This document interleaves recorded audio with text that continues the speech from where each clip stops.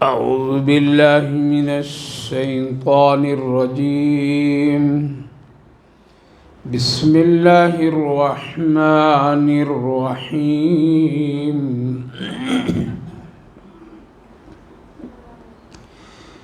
إن الذين آمنوا وعملوا الصالحات كانت لهم جنات الفردوس نزلا خالدين فيها لا يبغون عنها حولا. قل لو كان البحر مدادا لكلمات ربي لنفد البحر قبل أن تنفد كلمات ربي ولو جئنا بمثله مددا. قل إنما أنا بشر مثلكم يوحى إلي أنما إلهكم إله واحد. فمن كان يرجو لقاء ربه فليعمل عملا صالحا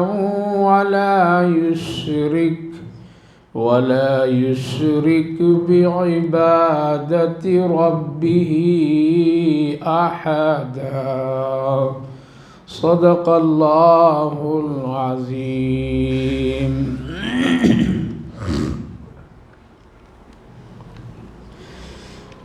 ان الذين آمنوا وعملوا الصالحات كانت لهم، بے شک جو لوگ ایمان والے ہیں اور نیک عمل کرتے ہیں ان کے لیے ٹھنڈی جنت جس میں وہ مہمان ہوں گے، خالدین فیہا لا یبغون عنہا حولا، اس میں وہ ہمیشہ رہیں گے، وہاں سے وہ نکلنا بھی نہیں چاہیں گے اور نہ نکلیں گے۔ قل لو كان البحر مدادا لکلمات ربی لنفد البحر، کہیے آپ کہ اگر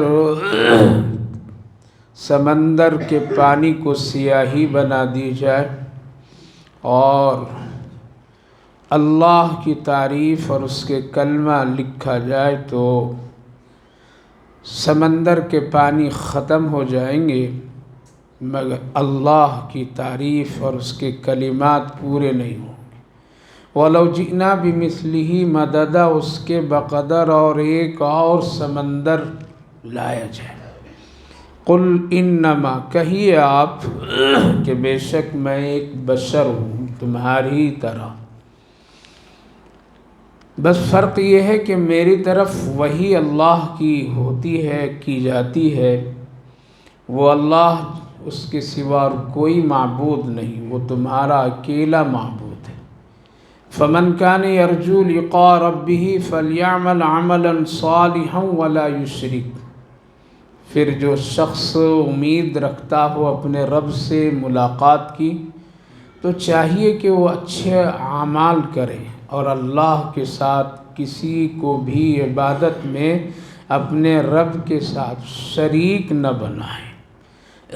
بھائی اور بزرگوں، اس سے پہلی والی مجلس میں چند آیات مبارکہ پر روشنی ڈالی گئی تھی جس میں اس طرف اشارہ تھا کہ جو کچھ نیکی ہم اور آپ کرتے ہیں اس کو بچائیے، اس کی حفاظت کیجیے، ورنہ بہت سارے ایسی نیکیاں اور اعمال ہیں کہ آدمی کرتا ہے لیکن کچھ ایسے گناہ وہ کر لیتا ہے کہ اندر اندر سے وہ نیکیاں ختم ہو جاتی ہے اور اس کا وزن کل قیامت کے دن ترازو میں کچھ بھی نہیں ہوگا۔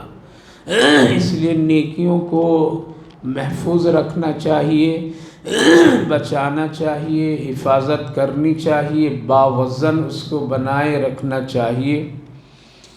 اور یہ بات بالکل وہ شخص نیکی کی حفاظت کرتا ہے اور اس کی فکر کرتا ہے جس کو یہ امید ہے کہ ہم کو اللہ سے ملنا ہے، اور اگر اللہ سے ملاقات کی امید نہیں اور وہ سمجھتا ہے کہ بس ہم ہی ہم ہیں اور پھر وہاں بھی ہم ہی ہم ہیں، ہم سے ہمارا پیدا کرنے والا مالک نہ ملے گا، جیسے دنیا میں کبھی ملاقات نہیں ہوئی، کبھی وہ آ کے پکڑا نہیں، کبھی آ کے وہ روکا نہیں، کبھی وہ آ کے ٹوکا نہیں، کبھی کسی طرح سے ہمارے کرنے والے گناہ پر وہ کسی بھی طرح نظر نہیں آئے، وہاں بھی ایسا ہی ہوگا، وہاں بھی ایسے ہوگا، وہاں بھی نہیں پکڑے گا، نہ بولے گا، نہ ملیں گے، کچھ بھی نہیں ہوگا۔ تو ایسے لوگوں کی نیکیاں کیا ہوتی ہے؟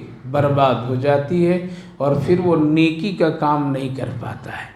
لہٰذا یہ دونوں میں بہت فرق ہے، دونوں میں بہت فرق ہے، دنیا اور آخرت میں۔ یہاں اللہ نظر نہیں آ سکتا ہے، لا تدرکہ الابصار وہو یدرک الابصار۔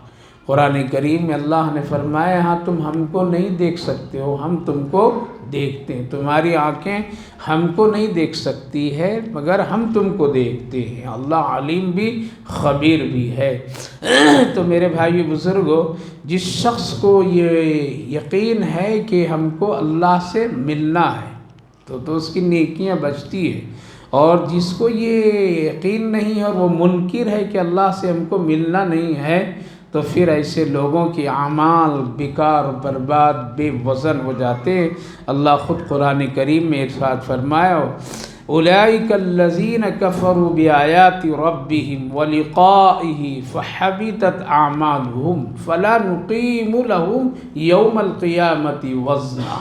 یعنی ایسے لوگ جو لوگ منکر ہیں ہم سے ملنے کا، جو لوگ ملنا نہیں چاہتے ہیں، جن کی نیتوں میں نہیں ہے، تو پھر اس کے اعمال برباد ہو جاتے ہیں، بے وزن ہو جاتے ہیں، کل قیامت کے دن اس سے کچھ حاصل نہیں۔ اس لیے نیکی کیجئے اور نیکی کی حفاظت بھی کیجئے۔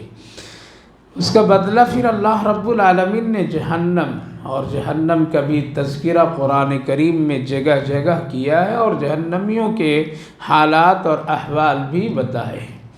اب سورہ کہف کی آخری چند آیات ہے جو بہت ہی بابرکت اور مبارک آیت کہلاتی ہے، اور اللہ رب العالمین نے چند آیات میں جنتیوں کے حال اور احوال کو بھی ذکر فرمایا ہے، ساتھ ساتھ اپنی بڑائی اور اپنی تعریف کا بھی ذکر کیا ہے، اور ساتھ ساتھ پیارے نبی حضرت محمد صلی اللہ علیہ وسلم کی سیرت اور آپ کی رسالت کا بھی ذکر ہوا ہے۔ اللہ تعالیٰ نے فرمایا کہ وہ لوگ جو لوگ اچھے اعمال کرتے ہیں اور ایمان، اس لیے قرآن کریم میں جب بھی دیکھیں گے کوئی انعام آخرت کے تو اللہ وہاں ذکر کرتا ان الذین آمنوا یا ایھا الذین آمنوا۔ پتہ چلا کہ آخرت کا پورا معاملہ ایمان پر ہے، ایمان کے بغیر جنت نہیں، ایمان کے بغیر وہاں کی نعمتیں نہیں ہیں۔ یہاں ایمان کے بغیر بھی اللہ نعمتیں دیتا ہے اور دے رہا ہے۔ یہاں کے لیے ایمان دنیا کی نعمت کے لیے شرط نہیں کہ ایمان لاؤ گے تو دنیا کی نعمت دوں گا، لیکن آخرت کی نعمت کے لیے ایمان شرط ہے۔ بغیر ایمان کی جنت نہیں، بغیر ایمان کی جنت کی نعمتیں نہیں، بغیر ایمان۔ اور ساتھ ساتھ دوسرا جملہ جو اللہ نے فرمایا وَعَمِلُوا الصَّالِحَاتِ، یعنی نیکی بھی کیا ہو ایمان کے ساتھ ساتھ، صرف برائے نام مسلمان نہیں، برائے نام ایمان والا نہیں، بلکہ نیک عمل کیا ہو، اور نیکی کرنے کے ساتھ ساتھ اس پر اس کو یقین بھی ہو کہ ہم کو آخرت میں اس کا بدلہ اللہ ضرور ملاقات پر دے۔ تو میرے بھائیو بزرگوں کہ جو لوگ ایمان لائیں اور ایمان کے ساتھ نیک عمل کیے تو اللہ فرمایا کانت لہم جنات الفردوس نزلا، تو ایسے لوگوں کے لیے ہم نے تیار کر دیا ہے، اور جنت تیار ہے اسے ایسے لوگوں کے لیے جس کے پاس دو دولت ہیں، ایک ایمان کی دولت اور ایک اچھے اعمال کی دولت اگر ہے تو ہم نے ان کے لیے جنت، کیسی جنت؟ جنت ٹھنڈی جنت، جنت الفردوس، باغ والی جنت، بہت ہی شاندار اور بہت ہی آرام دہ، یعنی ایسی ٹھنڈک جس میں تکلیف نہ ہو، ایسا خوشنما اور ایسا بہترین نعمتوں سے بھری سجی دھجی جنت، جنات الفردوس۔ اسی لیے نبی اکرم صلی اللہ علیہ وسلم نے ارشاد فرمایا ہمیشہ اللہ سے کیا مانگو؟ جنت الفردوس مانگو۔ اسی لیے ہم لوگ کسی مرحوم کے لیے، کسی مرنے والے کے لیے کیا دعا کرتے ہیں؟ اللہ ان کو جنت الفردوس عطا فرمائی۔ یہ ایک ایسی جنت ہے جس کی سب کو چاہت ہے اور سب اس کے لیے لوگ دعا کرتے ہیں، تو اللہ فرمایا دو کام کر کے آؤ، تم کو یہ جنت میں دے دوں گا اور تمہارے لیے میں نے تیار کی ہے، اور وہ دو کام کیا ہے؟ ایمان اور عمل۔ لہذا ایمان میں بہت ہی پختہ ہونا۔ کیسا ایمان ہونا؟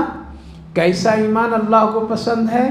ایسا نہیں کہ کبھی ادھر کبھی ادھر، کبھی نیچے کسی پتھر پر، کبھی درخت پر، کبھی قبر پر، کبھی شجر پر، ایسا نہیں ایمان، بلکہ توحید والا ایمان، خالص اللہ کو ایک ماننے والا ایمان کہ اللہ کے سوا کوئی نہیں ہے، کسی طرح نہیں، چھوٹا بڑا، دکھ درد تکلیف خوشی غم، کسی بھی حال میں اللہ کے سوا کوئی نہیں۔ ایسا ایمان اللہ چاہتا ہے اور ایسا ایمان پسند کرتا ہے، اور ایسے ایمان کل قیامت کے دن وہاں کام آئیں گے۔ اور وہ ایمان تھوڑی سی تکلیف پر، یہ پیشانی اور کسی کے پاس، یہ ہاتھ کسی اور کے پاس، یہ گردنیں کہیں اور جھک جائے، کسی اور کو چھوٹا بڑا مان لے، تو ایسا ایمان اللہ کو پسند نہیں ہے۔ یہ نفاق کا ایمان ہے، یہ منافقوں کا ایمان ہے کہ ہاؤلائی کا ہاؤلائی، کبھی ادھر دیکھا کبھی ادھر دیکھا۔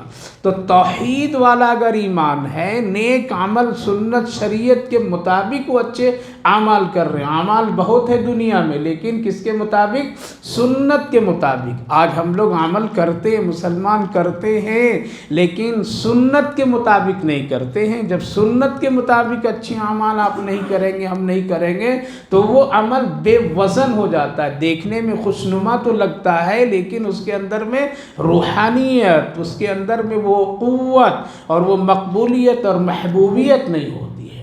لہذا ایمان توحید والا ہونا اور عمل سنت رسول کے مطابق ہونا، یہ دو چیزیں لازم ہونا اس عمل میں۔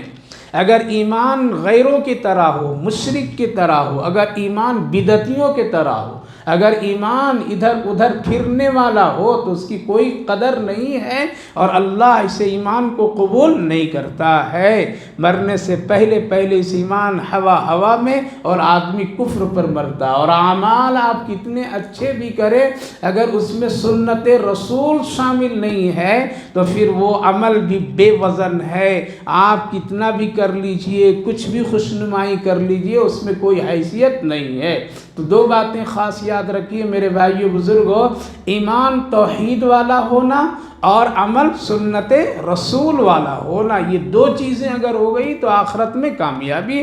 پھر کیسی جنت؟ جنت الفردوس، ٹھنڈی جنت، باغ والا بہترین جنت، نزلا، اس جنت میں تم بطور مہمان ہوگی، تیری مہمان نوازی کی جائے گی، تم اللہ کا مہمان ہوگی، اور اللہ رب العالمین اپنے مہمانوں کی ہر طرح کی قدر، ہر طرح کی نعمتیں، ہر طرح کی آشائش وہاں، جس طرح سے اگر گھر میں کوئی مہمان آ جائے تو مہمان کو کچھ کرنا نہیں پڑتا ہے، دسترخوان اب اس کو نہیں لگانا پڑتا ہے، کھانا اس کو نہیں پکانا پڑتا ہے، بستر اس کو خود نہیں لگانا پڑتا ہے، خود اس کو کسی چیز کے بارے میں نہیں فکر کرنی پڑتی ہے، بلکہ مہمان کے لیے میزبان وقت پر ساری چیزیں مہیا کر دیتا ہے۔ مہمان یہ کھانا تیرے لیے، یہ پانی تیرے لیے، سونے کی جگہ تیرے لیے، بستر تیرے لیے، فلاں تیرے لیے، لہذا بیٹھے بیٹھائے ساری نعمتیں کیا ہوتی ہیں؟ مہمان کو مل جاتی ہے۔ اسی طرح اللہ فرمائے نزولا، میری جنت میں تم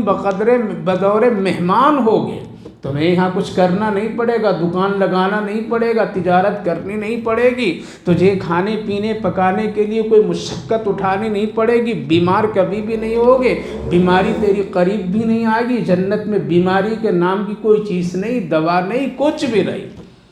بہت ہی سکون، نزلا خالدین فیہا، ہمیشہ ہمیشہ رہیں، لا یبغون عنہا حولا۔ اس کے دو مطلب، نہ خود جنتی وہاں سے نکلنا چاہے گا اور نہ اس کو وہاں سے کبھی نکالا جائے گا۔ یعنی جو لوگ جنت میں داخل ہو جائیں گے وہ بھی نکلنا نہیں چاہیں گے، کہیں گے بس اس سے اور بڑھیا کوئی جگہ ہے ہی نہیں ہے، ہم کہیں نہیں نکلیں گے۔ اور اللہ کا وعدہ ہے کہ ہم اس کو نکالیں بھی گے نہیں، بلکہ جگہ جگہ پر قرآن نے فرمایا ہے خالدین فیہا ابدا، ہمیشہ رہیں گے۔ تو دو مطلب ہوا، ایک تو یہ ہے کہ جس کو اللہ جنت میں داخل کر دے گا وہ خود ہی نہیں نکلنا چاہے گا، بڑی اچھی جگہ ہے، اب یہاں سے کہاں جائیں گے، اتنا سکون، اتنا پیارا، ساری نعمتیں، سب کچھ یہاں، اب یہاں سے ہم کو جانا کہیں نہیں ہے، کہیں نہیں جانا ہے، اور اس کو نکالا بھی نہیں جائے گا، نکالا بھی نہیں جائے گا۔ اللہ کا وعدہ بھی یہی ہے۔ اللہ کے رسول صلی اللہ علیہ وسلم نے ارشاد فرمایا، حدیث پاک میں ہے کہ ایک موقع پر اللہ فرمائے گا کہ ذرا جہنم سے بڑے بڑے جہنمیوں کو ذرا جبریل نکال کر کے لے آؤ اور ذرا جنت کا سیر کرا دو۔ ہو گئے کوئی خوش نصیب لوگ، بڑے بڑے لوگ، اب پتہ نہیں بڑے بڑے لوگوں میں کون لوگ ہوں گے، لیکن بڑے لوگ جن پر بالکل جہنم کا فیصلہ اور جہنم میں ہوں گے، وہ وہاں سے جبریل علیہ السلام چھانٹ چھانٹ کر کے ذرا بڑے بڑے لوگوں کو، کچھ لوگوں کو نکالیں گے، آؤ ذرا جنت گھوم لو، دیکھ لو۔ تجھے کل یقین نہیں تھا، تم ایمان والے تھے لیکن پھر بھی تجھے اس پر یقین نہیں تھا، یقین ہوتا تو پھر تو کیا کرتا، یہاں آ کر کے تیاری کیا ہوتا یہاں آنے کے لیے۔ تو ان کو گھمائیں گے حضرت جبریل علیہ السلام، پوری جنت ٹہلیں گے، گھومیں گے، کیا مزہ ہے۔ ظاہر ہے کہ آگ کی تپش سے اللہ نکال کر کے ٹھنڈی جگہ جنت الفردوس میں لے جائے تو پھر وہ نکل نہیں سکتے، لہذا پورا گھمایا حضرت جبریل علیہ السلام، کہا کہ وقت ختم ہو رہا، اب چلو۔ آئے اور جنت کے دروازے پر آ کے سب بیٹھ گئے، کہا کہ چلو، کہا کہ نہیں جانا ہے مجھے، جنت میں جھگڑا نہیں کہ پکڑ دھکڑ کر کے اس کو کیا کریں گے، کرایہ دار کے طرح جھگڑے نہیں، چلو بھائی ٹائم تمہارے ختم ہو گئے ہیں، تھوڑی دیر کے لیے یہاں لانے کا حکم تھا، ہم لے آئے، اب گھمائے دکھائے، اب چل، کہا کہ نہیں جائیں گے ہم لوگ، ضد پر اڑ جائیں گے وہ لوگ۔ خالدین فیہا لا یبغون عنہا حولا، جو جنت میں داخل ہو جائے گا وہ نکلنا ہی نہیں چاہے گا، کیا کرے گا، نکلنا ہی نہیں، اس سے بڑھیا جگہ پر کیوں جائیں گے، یہاں سے کیوں نکلیں گے، اور وہ بھی جہنم میں نہیں نکلیں گے۔ بہت بحث تکرار تھوڑی سی ہوگی، اس کے بعد میں حضرت جبریل علیہ السلام اللہ کے حضور میں کہیں گے پروردگار جن کو لانے کے لیے کہا تھا دکھانے دکھا دیا، لیکن اب لوگ وہ نکل کر کے جا نہیں رہے بلکہ دروازے پر بیٹھ گئے وہ لوگ اور کہتے ہیں ہم یہاں سے نہیں نکلیں گے۔ تو اللہ رب العالمین فرمائے گا کہ جاؤ بھائی ذرا پوچھو اس سے اچھا کہ کیوں نہیں نکلیں گے، کیوں نہیں نکلیں گے۔ تو دو آیتیں پیش کریں گے وہ لوگ، ایک تو قرآن کریم میں جگہ جگہ فرمایا جس کو میں ایک بار جنت میں داخل کر دوں گا پھر اس کو کبھی بھی نہیں نکالوں گا، وہ ہمیشہ ہمیشہ کے لیے، کیا ہے، خالدین فیہا ابدا، ابدا کے مطلب ہے ہمیشہ کے لیے۔ اور قرآن کریم کی آیت کریمہ بھی خالدین فیہا لا یبغون عنہا حولا، جو آدمی یہاں آ جائے گا، داخل ہو جائے گا، خود بھی بدلنا نہیں چاہے گا۔ حوالہ کے مطلب ہے بدلنا، یہاں سے کہ دوسری جگہ شفٹ ہونا، جیسے کرایہ دار کسی یہاں وہاں ہوتے رہتے ہیں، ایسا نہیں، جیسے مسافر کبھی یہاں کبھی وہاں نہیں، بلکہ وہی حوالہ، بدلنا بھی نہیں چاہیں گے، اس کی تلاش جستجو بھی نہیں کریں گے۔ آگے اللہ نے فرمایا قرآن کریم میں ہم لوگ سنتے ہی آئے، یہ آج سنیں گے تو ہو سکتا فائدہ آ جائے گا۔ یہ مجلسوں میں جب بیٹھیں گے نا قرآن کی محفلوں مجلسوں میں تو کوئی بات وہاں یاد آ جائے گی۔ اللہ فرمائے خالدین فیہا ابدا، کہ جس کو ایک مرتبہ داخل کر دے ہم نکالیں گے نہیں، وہ ہمیشہ کے لیے ہے۔ تو قرآن میں جب اللہ فرمایا تو ہم کو تو ایک ہی مرتبہ داخل کیا ہے ہم لوگوں کو، تو اللہ اپنے وعدے میں سچا ہے، وہ جھوٹا تو نہیں ہو سکتا ہے۔ حضرت جبریل علیہ السلام کون لیڈر ہوگا بابا ہے؟ اتنا چالاک ہوشیار یا کوئی عالم ہوں گے؟ اللہ حفاظت فرمائے سب کی، جہنم سے بچائے، بڑا خطرناک جگہ ہے، کوئی آسان نہیں ہے میرے بھائی۔ اللہ رب العالمین کے سامنے حضرت جبریل ان کی بات پہنچائیں گے کہ وہ تو قرآن سے دلیل دے رہے ہیں، کیا دے رہے ہیں؟ قرآن پڑھ کر کے سنا رہے ہیں کہ آپ نے وعدہ کیا اور حقیقت میں آپ کا وعدہ ہے، قرآن میں آپ نے ذکر کیا ہے۔ اللہ فرمائے ہاں میرا وعدہ ہے اور میں سچا ہوں، جاؤ اب ان کو پوری جنت میں رکھ دو جہاں یہ رہنا چاہیں گے، اب نہیں نکالوں، خالدین فیہا ابدا۔ بعض علماء کرام حسن بصری رحمہ اللہ اور دوسرے لوگ فرمائے کاش کہ ہم ہی وہ ہوتے۔ اس کا تو اب یقین تو ہو گیا کہ جنت میں آنا اور پھر جنت میں رہ جانا۔ تو میرے بھائیوں بزرگوں عرض یہ کرنا ہے کہ جنت ایک ایسی جگہ ہے کہ وہاں چلے جائیں گے تو پھر نکلنے کا کبھی بھی دل نہیں چاہے گا، کیونکہ وہاں کوئی تکلیف نہیں، اذیت نہیں، کسی طرح کوئی پریشانی نہیں۔ اسی لیے اللہ فرمائے خالدین فیہا ابدا خالدین فیہا لا یبغون عنہا حولا۔ ہمیشہ اس جنت کی تیاری کیجیے، اس جنت کے لیے شوق پیدا کیجیے، اس جنت کے لیے یہیں سے کوششیں کرنی ہے، وہاں جا کے فرصت کے ملے گا تب وہاں کریں گے، ایسا نہیں ہے، بلکہ وہ جنت دو چیزوں سے ملے گی ہم کو اور آپ کو، ایک ایمان اور ایک عمل صالح۔ عمل صالح نماز پڑھیے پابندی سے، روزہ رکھیے، روزہ رکھنے کی صلاحیت ہے، حج کیجیے، حج کی اگر صلاحیت ہے، زکوٰۃ دیجیے اگر صلاحیت ہے، ماں باپ کی خدمتیں کیجیے اگر آپ کے ہر زندگی میں ماں باپ آپ کے پاس ہیں، بیوی بچوں کا صحیح حق اور حقوق ادا کیجیے، ان کو صحیح ایک مومن مسلمان بنائے رکھیے، ان کو بالکل بگاڑیے نہیں، یہ نیک اعمال میں سے ہیں۔ غریبوں، مسکینوں، محتاجوں، ہمدردوں کے ساتھ میں شفقت محبت کا معاملہ پیش کیجیے، کسی کو تکلیف اور اذیت مت دیجیے، چاہے انسان ہو یا غیر ہو، کوئی بھی ہو، یہ سب نیک اعمال میں سے ہیں، یہ اعمال کی بنیاد پر میں آدمی جنت میں جائے گا۔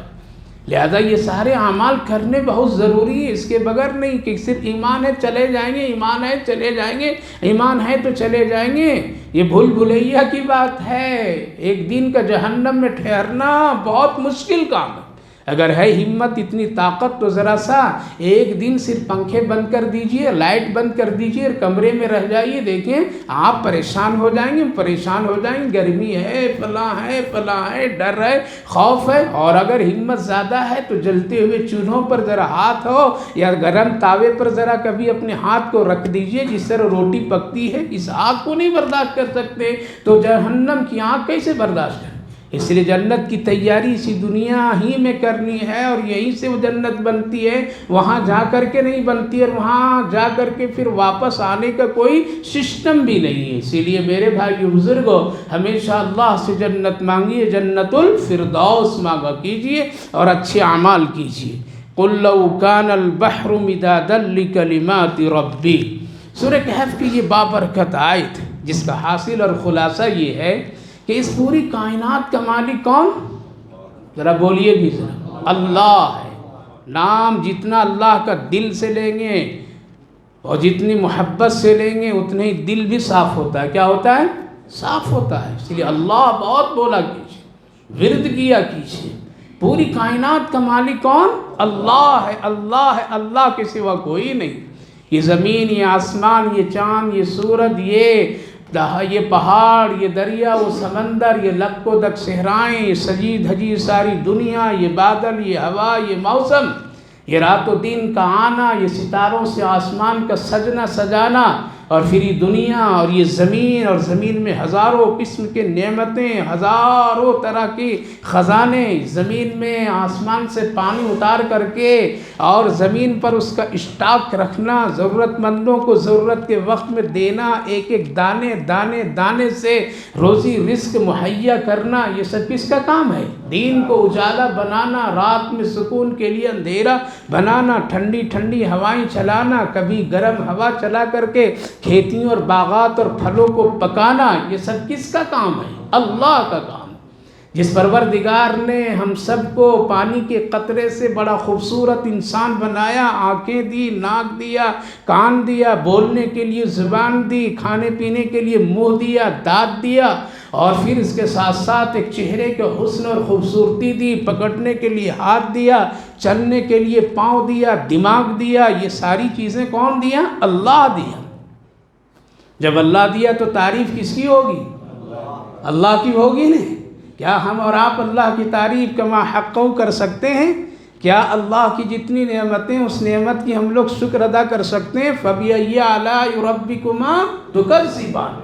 ایک نعمت اگر ہو تو اس پر ہم لوگ کہہ سکتے ہیں پروردگار تیری ایک نعمت دی آپ نے اور ہم شکر ادا کر دیے۔ ہزاروں سر کے بال سے لے کر کے پاؤں کے ناخنوں تک کے اندر باہر لاکھوں کروڑوں نعمتیں اللہ نے دی۔ جب پروردگار نے ہم سب کو اتنی نعمتیں، اور وہ بھی مانگنے کی ضرورت نہیں پڑی، بغیر مانگے ہوئے اللہ رب العالمین نے دیا۔ صبح اٹھ کر کے کوئی نہیں کہتا اللہ ذرا ہوا دیجئے سانس لوں گا، بلکہ اللہ سب کو دیتا ہے۔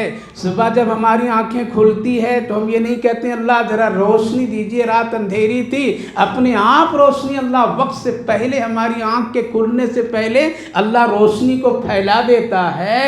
میرے بھائیو بزرگوں، تو تعریف کس کی ہوگی؟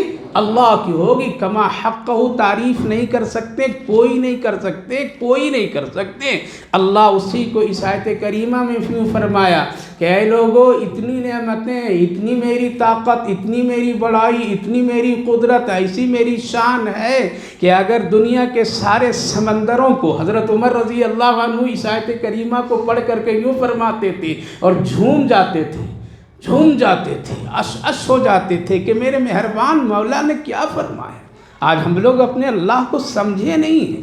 ہم تو دنیا میں اگر کوئی آدمی ذرا سا بھی کچھ کر دیا تو اس کو ہم سر پر بیٹھا لیتے ہیں، اور جس پروردگار نے ہم سب کو دماغ دیا اس کو بھول جاتے ہیں۔ ہم نے اپنے رب کے حقیقت کو پہچانا نہیں، اس کی قدر نہیں کیا۔ اس مہربان مولا رب کریم مہربان کو ہم نے اس کے حق کے ساتھ اس کی عبادت اور شکر نہیں کیا۔ ہم لوگ سمجھتے ہیں کہ بس یہ اپنے آپ ہم چل رہے ہیں، میری چالاکی، میری ہوشیاری، میری تعلیم، میری پڑھائی، میرا ہنر، اس لیے ہم چل رہے ہیں۔ یاد رکھیے سونے سے پہلے بھی اور سو کر کے اٹھنے سے بھی پہلے ہمارے پاس کوئی طاقت نہیں کہ ہم اٹھ جائیں اور سو جائیں، یہ کام اللہ کرتا ہے۔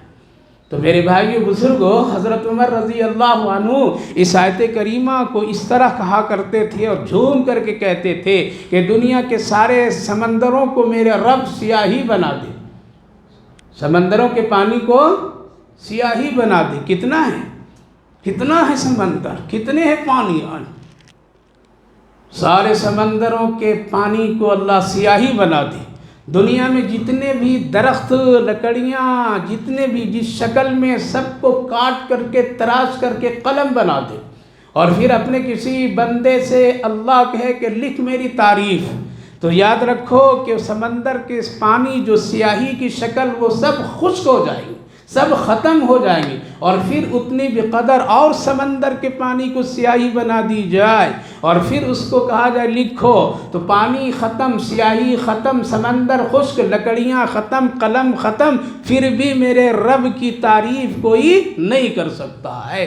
اس آیت کریمہ کا حاصل یہی قُلْ لَوْ كَانَ الْبَحْرُ مِدَادًا لِكَلِمَاتِ رَبِّي لَنَفِدَ الْبَحْرُ قَبْلَ أَن تَنفَدَ كَلِمَاتُ۔ لکھنے سے پہلے پانی ختم، لکھنے سے پہلے سیاہی ختم، لکھنے سے پہلے سمندر کے سمندر سب ختم ہو جائیں گے، پر اللہ کی کوئی تعریف نہیں کر سکتا ہے، نہ لکھ سکتا ہے، نہ بیان کر سکتا ہے۔ اگر ہے کسی میں اتنی دم اور خم تو کر کے دیکھ لے، اس کی حکمتوں پر ذرا غور کرے، ان کی قدرت کی شان پر ذرا غور کرے کہ اللہ رب العالمین نے اپنی مخلوقات کے ساتھ میں کس کس نوعیت سے اور کس طرح سے اس کو نعمتیں، علم، سمجھ، بوجھ عطا فرمایا ہے۔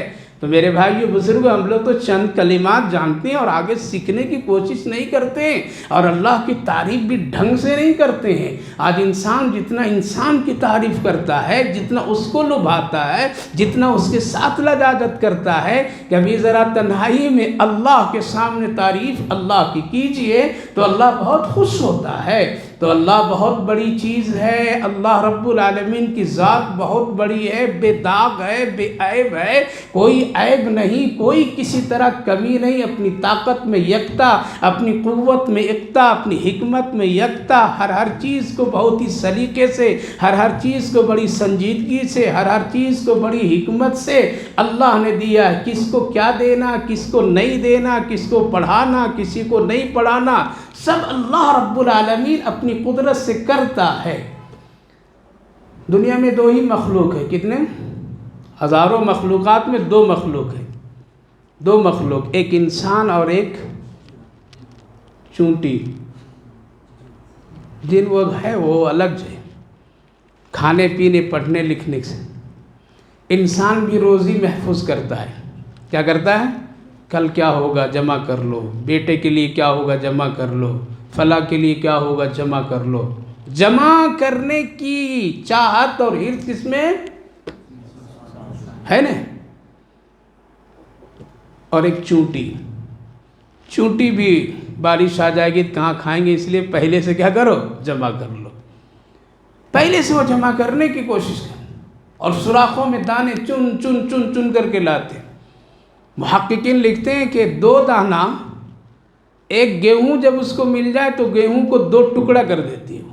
کیوں؟ اگر صحیح رہے گا تو مٹی میں رکھوں گے تو پھر کیا ہوگا، یہ وہاں بھی پیدا ہو جائے گا، اگ جائے گا۔ اس کو یہ معلوم ہے۔ یہ علم کس نے دیا؟ پڑھا کسی اسکول میں؟ پڑھایا کسی نے اس کو کالج میں؟ کسی نے اس کو لا کے مسجد میں مدرسے میں داخلہ کیا؟ یہ علم کس کو دیا؟ یہ کس نے دیا؟ اللہ نے دیا، کہ اگر گیہوں کے دانہ صحیح سالم رہا اور ہمارا ٹھکانہ تو مٹی کے سوراخوں میں ہے، اگر وہاں میں رکھ دوں گی اس کو اور یہ دانہ وہاں جب رکھا جائے گا مٹی کا اس میں اثر پڑیں گے تو پھر یہ دانہ کیا ہو جائے گا، پیدا ہو جائے گا، اس میں شاخیں نکل جائے گی، یہ پھول جائے گا، ہمارے کھانے کے لائق پھر نہیں ہوگا۔ تو کیا کرتا ہے چونٹی؟ چونٹی پھر یہ کرتی ہے کہ اس کو 2 ٹکڑے کر دیتی، جب 2 ٹکڑا تو پھر اس سے پیدا ہونے کی صلاحیت ختم ہو جاتی ہے۔ یہ کس نے؟ بولیے، اللہ نے اس کو سمجھایا، اللہ نے اس کو پڑھایا۔ اور اسی طرح ایک ہے دھنیا۔ دھنیا جانتے ہیں؟ کون مسالہ نہیں جانتے؟ سارے مسالہ کھانے بھی جانتے ہیں اور مسالہ لگانا بھی جانتے ہیں۔ ایسا مسالہ انسان لگا دیتا ہے کہ اللہ اکبر، جل بھن کر کے انسان ہلاک ہو جائے، اتنے آدمی مسالے والے ہو گئے۔ تو ایک دھنیا ایک دانہ ہو، اس کو 2 ٹکڑا نہیں بلکہ اس کو کتنے ٹکڑے کرتا ہے؟ وہ 4 ٹکڑا کرتا ہے۔ اس لیے 2 ٹکڑا کرنے کے بعد بھی دھنیا پیدا ہو جاتا ہے۔ تو اس کو معلوم ہے کہ اگر اس کو ہم 2 ٹکڑے کر کے رکھ دیں گے تو پھر کیا ہوگا، یہ پیدا ہو جائے گا، میرے کھانے کی غذا نہیں بن پائے، اس لیے اس کو 4 ٹکڑے کرنا، تاکہ اب جب 4 ٹکڑے ہو گئے تو پھر اس میں پیدا ہونے کی صلاحیت ختم، وہ محفوظ کر لیتی چونٹیاں، تاکہ بارش کے موقع پہ پانی آ جائے، کچھ بھی آ جائے، ہمارے رزق میں ہماری روزی میں کوئی فرق نہیں، اس لیے وہ لوگ 3 مہینے کے خزانے محفوظ کر لیتے ہیں۔ اسی طرح انسان بھی عرض یہ کرنا ہے، اللہ کی تعریف دیکھیے، ساری مخلوقات، کوئی بھی پڑھنا لکھنا نہیں بلکہ صرف کیا ہے، ایک انسان پڑھتا ہے، روزی کماتا ہے، بھاگتا ہے، دوڑتا ہے، باقی سب کو کھلانے والا کون؟ اللہ ہے، اللہ ہے۔ اور اللہ پر توکل کر کے صبح کا پرندہ نکلتا ہے، دانے چن کر کے پیٹ میں بھر لیتا ہے اور پھر شام کو خالی آتا ہے۔ جس پروردگار نے صبح کھلایا ہے وہی پروردگار کل پھر کھلائے گا۔ تو میرے بھائی بزرگوں، تعریف کس کے لیے ہے؟ اللہ کے لیے، اس کے لیے کیجئے۔ اللہ تو کھلا رہا ہے، پلا رہا ہے، دماغ دیا ہے، سب کچھ دیا ہے، ساری چیزیں ہیں۔ تو میرے بھائی بزرگوں، یہ آیت کریمہ بڑی تعریف اللہ رب العالمین۔ اسی طرح دوسری آیتوں میں بھی اسی طرح سے ہے کہ سمندر کے پانی، درخت، پیڑ پودے، سب اللہ کی تعریف کوئی بھی نہیں مکمل کر سکتے ہیں۔ اور آپ سمجھیں گے کہ ہے کیا؟ وہ لوگ جانتے ہیں جو لوگ اللہ کی بڑائی اور اس کی شان سے واقف ہے۔ اسی لیے اللہ بہت بڑا ہے، ہم سب کا مہربان اللہ ہے، وہ روزانہ ہمارے گناہوں پر پردہ ڈالتا ہے، ہماری نیکیوں کی حفاظت کرتا ہے، ہماری بچپنوں کی حفاظت کرتا ہے، جوانی کی حفاظت کرتا ہے، بڑھاپے پر رحم کرتا ہے۔ اگر رحم نہیں کرتا میرے رب تو قسم خدا کی صبح کا اندر باہر ہونا ہمارے اور آپ کے لیے مشکل ہو جاتا۔ قُلْ لَوْ كَانَ الْبَحْرُ مِدَادًا لِكَلِمَاتِ رَبِّي، یہ سورہ کہف کی آخری آیت ہے۔ علماء کرام لکھتے ہیں جو آدمی پڑھ لیتا ہے صبح صبح تو اللہ کی اس کا نام اللہ تعریف کرنے والے بندوں میں اس کو لکھ دیتا ہے، اس کو لکھ دو اس نے میری تعریف کی ہے، کیونکہ یہ آیت کریمہ اللہ کی تعریف اور بڑائی کے لیے ہے۔ قُلْ لَوْ كَانَ الْبَحْرُ مِدَادًا لِكَلِمَاتِ رَبِّي۔ دوسری اور سب سے آخری سورہ کہف کی آیت جو رسالت سے تعلق ہے، پیارے نبی صلی اللہ علیہ وسلم سے تعلق ہے۔ قُلْ إِنَّمَا أَنَا بَشَرٌ مِثْلُكُمْ، اے میرے محبوب آپ کہیے لوگوں کو کہ میں بھی تمہاری جیسا ایک بشر ہوں، ہاں کچھ فرق اللہ نے میرے لیے رکھا ہے۔ یعنی کفار و مشرکین کہا کرتے تھے یہ محمد نبی کیسے ہو گیا، یہ رسول ہونے کا دعویٰ کیسے کر دیا، یہ تو بازار بھی چلتا ہے، بازار بھی جاتا ہے، کھانا پینا بھی کرتا ہے، سونا جھاگنا بھی کرتا ہے، شادی بیاہ بھی کرتا ہے، ہمارے طرح اس کو بھی پریشانیاں آتی ہے، یہ بھی ہمارے طرح ہی ہمارے سامنے پلا بڑھا ہے، لہذا یہ انسان ہو کر کے نبی رسول کیسے ہوں گے؟ ہونا تو چاہیے تھا نبی رسول کوئی فرشتہ ہوتا، کوئی بہت اعلیٰ قسم کے لوگ ہوتے جن کو یہ دنیاوی اغراض اور پریشانیاں نہیں ہوتی، کھانے کی ضرورت نہیں، بازار کی ضرورت نہیں، شادی بیاہ کی ضرورت نہیں، یہ سب نہیں ہوتی، لیکن یہ تو محمد صلی اللہ علیہ وسلم یہ تو کھاتے بھی ہیں، پیتے بھی ہیں، بازار بھی جاتے ہیں، دوستی بھی کرتے ہیں، لوگوں کے ساتھ اٹھنا بیٹھنا کرتے ہیں، ان کو بھی بھوک لگتی ہے، بھوک کے یہ بھی کھانے پینے کے تیاریاں کرتے ہیں، لہذا یہ رسول کیسے؟ رسول تو فرشتہ ہونا چاہیے تھا یا کوئی اور انمول مخلوق یا انمول انسان ہونا چاہیے تھا۔ تو اللہ تعالیٰ نے فرمایا آپ کہہ دیجئے کہ میں تمہاری ہی جیسا کیا ہوں، ایک بشر ہوں۔ بشر مطلب ایک انسان ہوں، جس طرح سے تو کھاتا ہم بھی کھاتے، تو پیتا ہم بھی پیتے، لیکن کچھ فرق ہے۔ انسان ہے لیکن فرق ہے اس میں، کوئی ڈاکٹر ہے، کوئی انجینئر ہے، کوئی بڑا اور پڑھا لکھا سائنس ہے، کوئی عالم ہے، کوئی مفتی ہے، کوئی محدث ہے، کوئی مفسر ہے، کوئی بڑا وقت کا ولی ہے تو سب انسان، لہذا بغرض انسانیت کے سب انسان، لیکن پھر کچھ حیثیت بدلی، لہذا یہ بڑے ہو گئے، یہ چھوٹے ہو گئے، یہ قریب ہو گئے، یہ دور ہو گئے، اونچے درجے پر ہو گئے۔ تو اللہ رب العالمین نے فرمایا آپ کہہ دیجئے کہ ہم تمہارے جیسا بشر ہیں۔ کیوں؟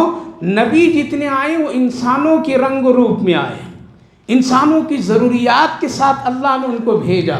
اگر فرشتوں کی ضروریات اور فرشتوں کو نبی بناتا تو ایک گلاس ایک آدمی کھڑا کھڑا پانی پیتا ہے، کیا کہیں گے اس کو یہی کہیں گے کہ بھائی کھڑا پانی پینا سنت کے خلاف۔ کون سنت؟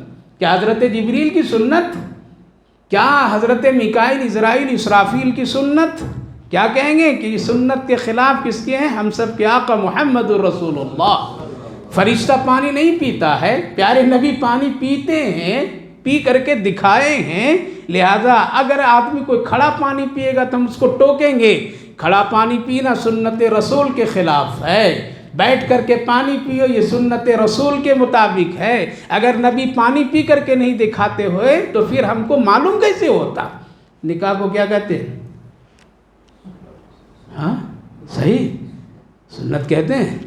ہاں ایک قاضی صاحب نے پڑھی النکاح من سنتی ہے، شادی کے کارڈ پر بھی لکھا رہتا النکاح من سنتی۔ کارڈ کے اندر کتنا گھوٹالہ ہے، لکھا کیا کچھ اور، سنت لکھا اور کیا کچھ۔ یہ کس کی بات ہے؟ یہ منافقوں کی بات ہے۔ تم نے ٹائٹل لگایا، ارے ایک دکان چلانے والا لکھتا ہے، اگر وہ دودھ بیچتا ہے تو بورڈ پہ دودھ ہی لکھے گا، وہ پانی نہیں لکھے گا۔ کیوں؟ اس لیے یہ دودھ بیچنے والا ہے۔ مٹھائی دکان والا مٹھائی لکھے گا، وہ شراب نہیں لکھے گا، وہ نمکین اور راشن اور گلے کی چیزیں نہیں لکھے گا۔ کیوں؟ وہ جانتا ہے کہ اگر بورڈ پر میں ہم یہاں پر مٹھائی بیچیں گے اور لکھ دیں گے کہ شراب تو کوئی بھی آدمی نہیں آئے گا، لکھ دیں گے کہ یہاں راشن ملتا ہے، چاول دال ملتے ہیں تو کوئی بھی اندر نہیں آئے گا، بلکہ میرے بورڈ کو پڑھ کر کے کون آئے گا؟ مٹھائی والے لوگ آئیں گے۔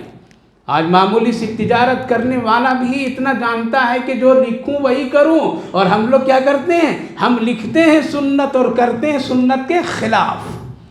یہ ہے ہمارا اور آپ کا حال ہے۔ النکاح من سنتی، تو پیارے آقا صلی اللہ علیہ وسلم نے نکاح کیا، سنت قرار دیا۔ پیارے نبی صلی اللہ علیہ وسلم بیواں عورتوں سے نکاح کیا، سنت قرار دیا۔ مطلقہ عورتوں سے نکاح فرمایا، سنت قرار دیا۔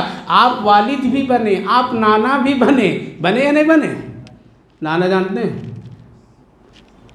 نانا، رسول اللہ کو نانا کہہ سکتے ہیں؟ نہیں کہیں گے؟ کہہ سکتے ہیں بھائی، کیوں اللہ نے نانا بنایا ہے۔ آپ کے 2 نواسے ہیں، نواسیاں ہیں آپ کی، حسنین آپ کے نواسے ہیں۔ وہ لوگ نانا جان کہہ کر کے پکارتے تھے، وہ رسول اللہ کہہ کر کے نہیں پکارتے تھے۔ وہ جب آتے تھے حضرت حسن اور حسین تو کہتے نانا جان کہاں؟ وہ یہ نہیں کہتے یا رسول اللہ کہاں ہیں، کیونکہ یہ رشتہ تھا ایسا۔ نانا جان کے کہنا یہ رسول اللہ صلی اللہ علیہ وسلم کی رسالت کا اعلیٰ درجہ ہے کہ انسان اور بشریت میں نبی اکرم صلی اللہ علیہ وسلم ہو کر کے بھی اتنے اونچے مقام پر ہیں۔ لہٰذا میرے بھائی بزرگ، آپ نانا بھی ہیں، والد بھی ہیں، خسر بھی ہیں، داماد بھی ہیں، ہے یا نہیں ہیں؟ یہ سب بشریت کے تقاضے ہیں۔ اب ہم کو معلوم ہو رہا ہے نبی ایسے سوتے تھے، نبی ایسے بیٹھتے تھے، نبی ایسے کھاتے تھے، نبی کا چلنا ایسا، نبی کا پینا ایسا، نبی کا نکاح ایسا، نبی کی دوستی ایسی، نبی کی تجارت ایسی، نبی کا بولنا ایسا، نبی کا ہنسنا ایسا۔ یہ کیا ہے؟ یہ کوئی کہتا ہے کہ جبریل ایسے ہنستے ہیں، جبریل ایسے چلتے ہیں، جبریل یہ کرتے ہیں، نہیں۔ پتہ یہ چلا کہ نبوت اور رسالت کس میں ہے؟ بشریت میں۔ اس لیے تمام نبیوں کو اعلیٰ نے بشر بنایا ہے۔ اسی لیے تو صحابہ محبت کرتے تھے رسول اللہ سے۔ اگر فرشتے کا معاملہ ہوتا تو صحابہ کو محبت کرنا مشکل ہوتا۔ محبت کے مطلب کیا ہے؟ بڑی محبت ہے ہم سے، رسول سے، داڑھی چھلا دیا محبت ہوا، بڑی محبت ہے رسول سے، نماز چھوڑ دیا محبت ہے، بڑی محبت اور عشق ہم کو رسول اللہ سے، اور سنت کے خلاف کیا یہ محبت۔ محبت اس کو کہتے ہیں جو رسول اللہ صلی اللہ علیہ وسلم کی اطاعت کرتا ہو، یہ ہے محبت اصل میں۔ اور صحابہ یہی کرتے تھے۔ ہاں 2 طرح ہے، ایک اطاعت اور ایک عقیدت۔ عقیدت کی بھی محبت رسول سے صحابہ کرتے تھے اور عمل کی بھی محبت رسول سے کرتے تھے۔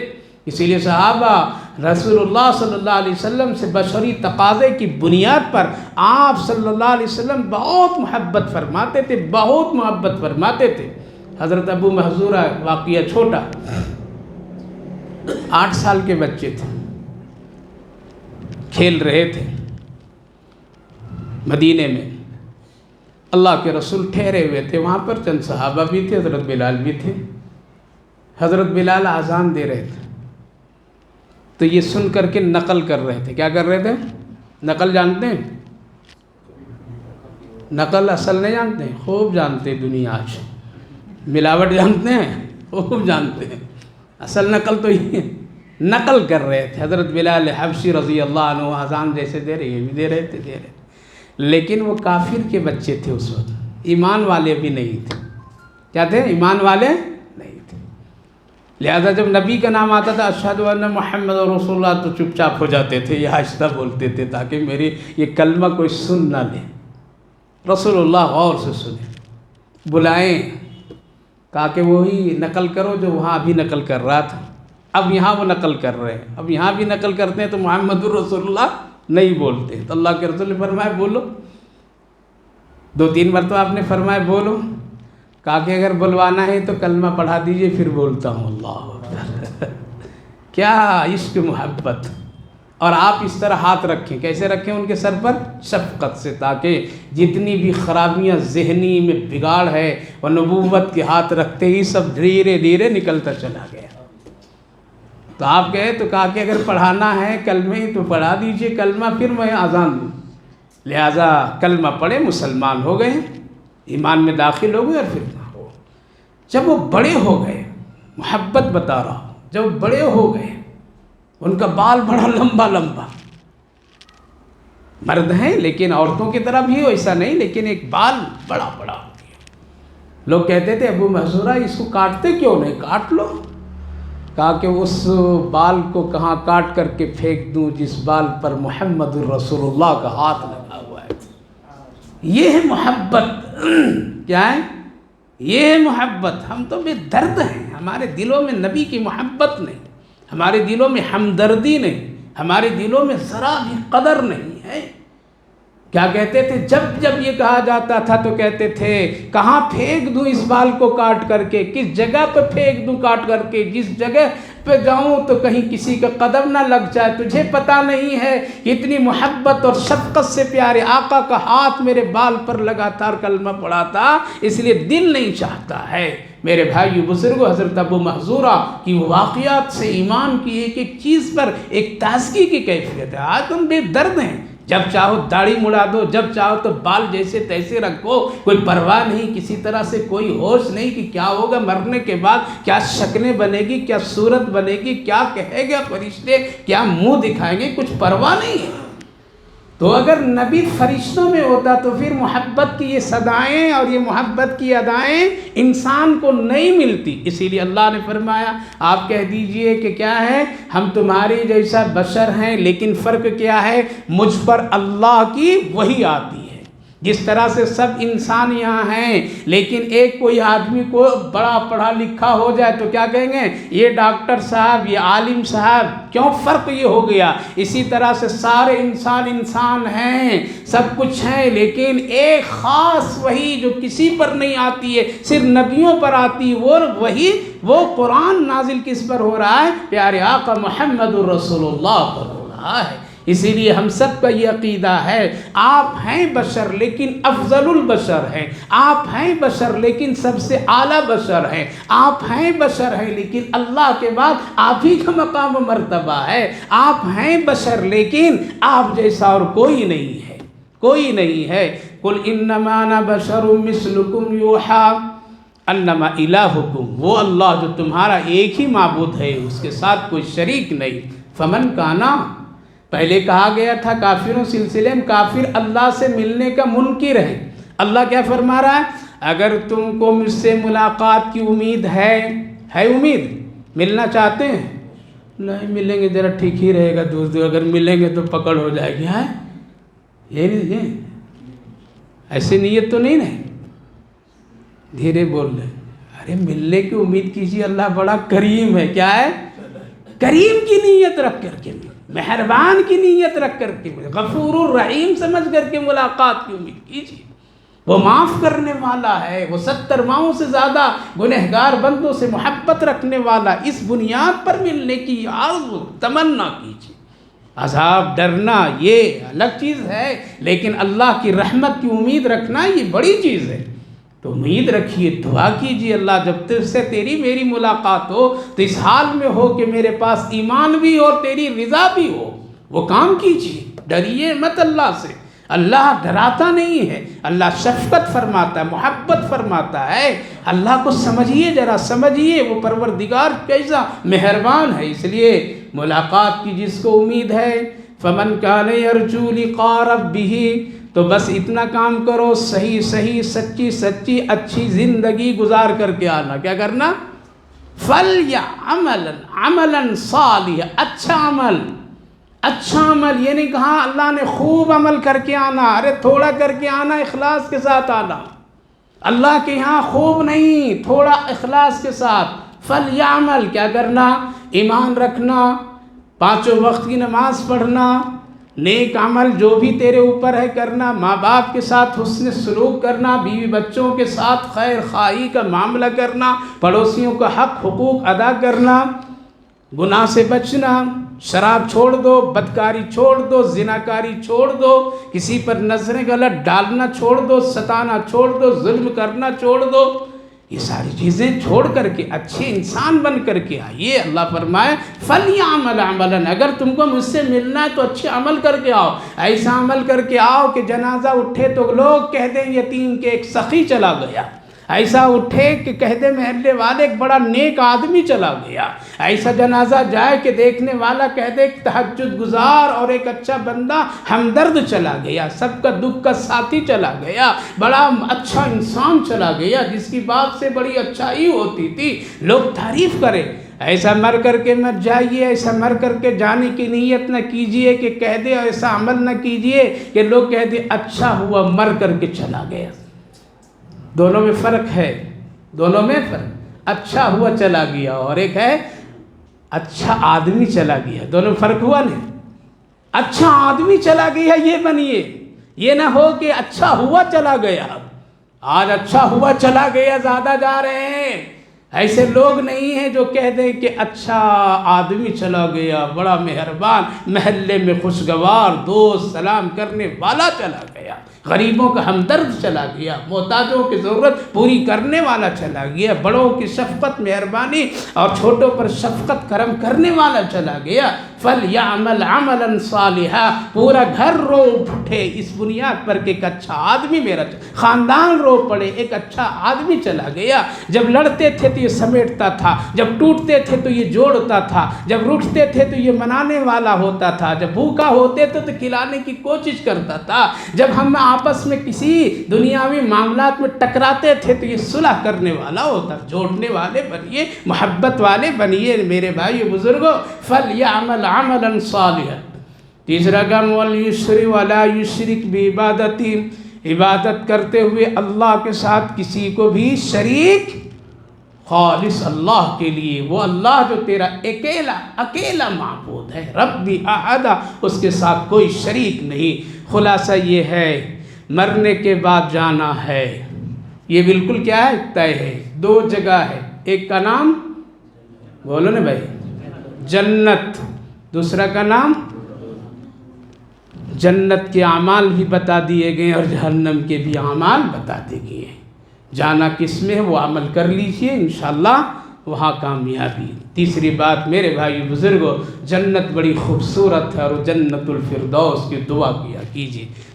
تیسری بات اللہ کی تعریف کما حق ہم اور آپ کر ہی نہیں سکتے، اتنی نعمت اتنا بڑا احسان کے ساتھ ہے اللہ رب العالمین، لیکن جتنا ممکن ہو اللہ کی تعریف شکر ادا کرتے رہیے۔ چوتھی بات، ہم سب کے آقا سب سے اعلیٰ، سب سے افضل، سب سے بہتر، اللہ کے بعد اگر کسی کا مقام و رتبہ ہے تو ہم سب کے آقا محمد الرسول اللہ کا ہے۔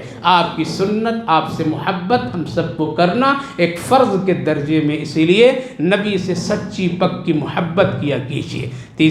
چوتھی بات، ملنے کی امید اللہ سے ضرور رکھیے کہ اللہ غفور الرحیم ہے، معاف کر دے گا، اللہ کریم مہربان ہے، معاف کر دے گا۔ ہاں قہار بھی ہے، جبار بھی ہے، لیکن وہ ستار بھی ہے، غفار بھی ہے، وہ مشفق و مہربان، کریم بھی، حنان اور منان بھی ہے۔ اور سب سے آخری بات، توحید کی عبادت کیجیے، شرک والے بات نہ کیجیے، اللہ کو خالص ایک جان کر کے اس کی عبادت کیجیے، اسی میں کامیابی ہے دنیا میں بھی اور آخرت میں بھی۔ اللہ ہم سب کو عمل کی توفیق نصیب فرمائے۔ الحمدللہ سورہ کہف آج مکمل ہوئی کئی مجلسوں کے بعد۔ یہ سورت بہت ہی بابرکت ہے، پہلے بھی عرض کیا تھا، ہر دن جمعہ کے دن اس کو پڑھنا چاہیے۔ جو آدمی جمعہ کو پڑھ لیتا ہے، جمعہ سے جمعہ تک اللہ اس کے لیے ایک نور تیار کر دیتا ہے۔ جو آدمی اس کو پڑھتا ہے اس کی زندگی سے اللہ غربت افلاس کو ہٹا دیتا ہے۔ جو آدمی اس سورت پاک کو جمعہ کو پڑھتا ہے، اللہ فتنہ دجال سے اس کی حفاظت فرماتا ہے۔ جو آدمی سورت پاک کو پڑھتا ہے اس کی روزی رزق میں اللہ غیبی طور پر میں مدد اور رحمت عافیت عطا فرماتا ہے۔ آخری کی چند آیت کے بارے میں علماء کرام تجربے کے ساتھ لکھتے ہیں، اگر تیری نیت فجر میں اٹھنے کی ہو لیکن انسان ہو کمزوری ہے، غفلت ہے، سستی ہے، تو یہ آخری آیت اگر تم پڑھ کر کے سو گے تو اللہ اپنی طرف سے ایک فرشتہ مقرر کر دیتا ہے، بندے کو نماز کے لیے اٹھا دیا کرو۔ لہٰذا یہ سورت پاک کی آخری آیت قُلْ لَوْ كَانَ الْبَحْرُ سے لے کر کے آخری تک کے پڑھ کر کے سویا کیجیے۔ بعض علماء کرام مفسرین لکھتے ہیں سونے سے پہلے اگر اس آیت کریمہ کو کوئی پڑھ کر کے سوئے تو اللہ تعالیٰ رات کے تمام فتنے بنائے مصیبتوں سے اس کی حفاظت فرماتا ہے۔ اللہ ہم سب کو پڑھنے کی توفیق نصیب فرمائے۔ اللہم صلی علی سیدنا نبینا حبیبنا مولانا محمد وبارک وسلم علیہ۔ اللہ ہم سب بڑے گنہگار کمزور ہیں، تیرے بندے ہیں، بہت کمزور ہیں، گناہوں نے ہم سب کو کمزور بنا دیا ہے۔ اے اللہ ہم سب کے روح کو کمزور، جسم کو کمزور بنا کر کے رکھ دیا۔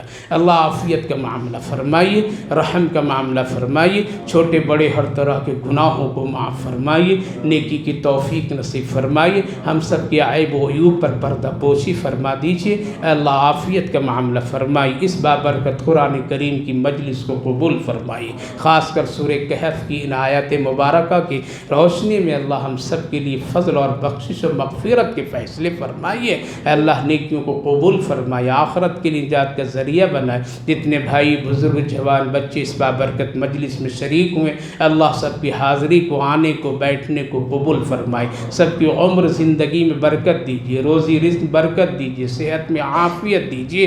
اے اللہ اسی طرح ہم سب کو قرآن سے جڑے رہنے کی توفیق نصیب فرمائی، جو لوگ بیمار ہیں ان سب کو صحت اور عافیت عطا فرمائیے، صحت مندوں کو سلامتی نصیب فرمائیے، جو لوگ دنیا سے جا چکے ہیں ان سب کی بخشش و مغفرت فرما دیجیے۔ ہماری ان دعاؤں کو اپنے فضل کرم رحمتوں سے قبول فرمائیے۔ صلی اللہ علی النبی وعلی آلہ وسلم۔ سبحان ربک رب العزت عما یصفون وسلام علی المرسلین والحمد للہ رب العالمین۔